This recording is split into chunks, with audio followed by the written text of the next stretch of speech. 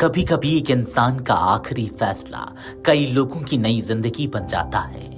ऐसी ही एक कहानी है हरीश राणा की, जो लंबे समय से गंभीर बीमारी से जूझ रहे थे और वो अब इस दुनिया से जाते जाते भी कई लोगों को जिंदगी देकर जाएंगे। तो आइए हम आपको बताते हैं कैसे। दरअसल लंबे समय से गंभीर बीमारी से जूझ रहे हरीश राणा को सुप्रीम कोर्ट से मिली इच्छा मृत्यु की अनुमति के बीच उनके माता पिता ने कहा कि बेटा का जो भी अंग काम कर रहा हो वे दान किए जाएंगे। परिवार अपनी पीड़ा के बावजूद अंगदान के जरिए दूसरों को जीवन देने की उम्मीद देख रहा है। सुप्रीम कोर्ट से हरीश राणा की इच्छा मृत्यु की इजाजत मिलने के बाद वह अब 13 साल के दर्द से मुक्त हो पाएंगे। हालांकि इस दुनिया से विदा लेते हुए भी हरीश कई लोगों को जिंदगी देकर जा सकते हैं। मीडिया रिपोर्ट के मुताबिक हरीश राणा के माता पिता के उनके अंगदान करने का फैसला लिया है। माता पिता का कहना है कि उनके बेटे के जो अंग ठीक हैं, उनसे किसी और को जिंदगी मिल सकती है। परिवार के इस फैसले के बाद उनकी आंखें किसी अंधे को रोशनी देंगी, उनका दिल किसी की धड़कन बन जाएगा और उनके अंग कई ऐसे लोगों को जिंदगी देंगे जो सालों से इलाज का इंतजार कर रहे हैं। हरीश राणा भले ही इस दुनिया को अलविदा कह देंगे, लेकिन उनकी दी हुई जिंदगी कई लोगों की सांसों में हमेशा जिंदा रहेगी। एक तरफ जहां यह कहानी दर्द और विदाई की है, वहीं दूसरी तरफ यह उम्मीद और इंसानियत की भी मिसाल है।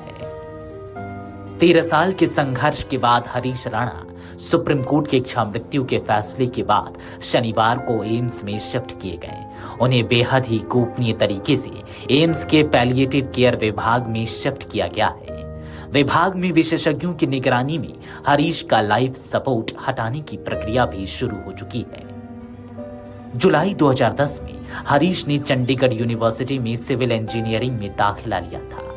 वर्ष 2013 में वह अंतिम वर्ष के छात्र थे। इसी दौरान अगस्त 2013 में रक्षाबंधन वाले दिन बहन से मोबाइल फोन पर बात करते हुए पीजी की चौथी मंजिल से गिर गए थे। गंभीर रूप से घायल हरीश को तुरंत पीजीआई चंडीगढ़ में भर्ती कराया गया। बाद में दिसंबर 2013 में उसे दिल्ली के एलएनजेपी अस्पताल में भर्ती कराया गया, जहां डॉक्टरों ने बताया कि वह क्वाड्रीप्लीजिया से ग्रसित है। इस स्थिति में उनके हाथ पैर पूरी तरह निष्क्रिय हो गए और वह जीवन भर बिस्तर पर रहने को मजबूर हो गए। हादसे के बाद हरीश राणा कोमा में चले गए और परिवार को उनके इलाज के लिए मुश्किलों का सामना करना पड़ा। हरीश के असहनीय दर्द और शारीरिक अक्षमता के कारण माता पिता ने दिल्ली हाई कोर्ट में इच्छा मृत्यु की अपील की, जिसे 8 जुलाई 2025 को हाई कोर्ट ने खारिज कर दिया। इसके बाद परिवार ने सुप्रीम कोर्ट में याचिका दायर की। करीब 8 महीने बाद 11 मार्च 2026 को सुप्रीम कोर्ट ने हरीश को इच्छा मृत्यु की अनुमति दे दी। Video desk अमरुजाला.com। अगर आप ये वीडियो YouTube पर देख रहे हैं तो हमारे चैनल को सब्सक्राइब कर बेल आइकन दबाएं और Facebook पर देख रहे हैं तो हमारे पेज को लाइक करें।